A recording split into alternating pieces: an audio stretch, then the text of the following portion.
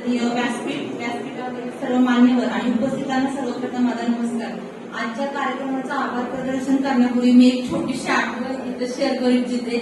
आजचे जे प्रमुख पाहुणे आहेत भरत जाधव सर यांची आणि माझी 23 वर्षांपूर्वीची ओळख आहे. ज्या वेळेला याच कॉलेजमध्ये गंगाजल पिक्चरच्या मूवीचं शूटिंग सुरू होतं तेव्हा अजय देवगण यांना बघण्यासाठी मी आणि माझ्या मैत्रिणी तिघी आम्ही स्कूटीवरून घाई जेव्हा गणपती घाटावर ते शूटिंग चालू होतं इथलं सीन आम्हाला बघायला मिळालं म्हणून आम्ही चाललो होतो आणि त्यांनी आम्हाला अडवलं होतं त्यावेळेला ट्रिपल सीट गेल्यामुळे. मला मगासपासून भीती होती की आत्महत्या ओळखलं तर मग तुझ्या प्राध्यापिकावर भीती आहे की काय. त्यावेळेला त्यांनी आम्हाला एकच वाक्य सांगितलं. सर नाही आठवतं नीलम मांडरे म्हणून माझ्यासोबत होती राजेश्री आणि मी.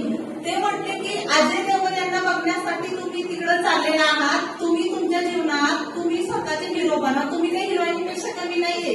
लेक्चर कडून असं जाणं योग्य नाहीये.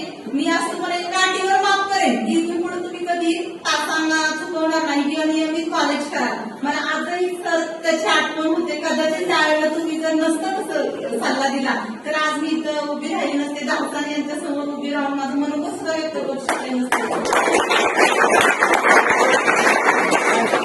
माझे आभार प्रदर्शन करत असताना आपल्याला आजचे प्रमुख पाहुणे म्हणून आपल्याला भरत जाधव सर यांनी तुम्हाला मुलांना खूप मोलाचा संदेश दिलेला आहे. व्यसनांपासून दूर राहा.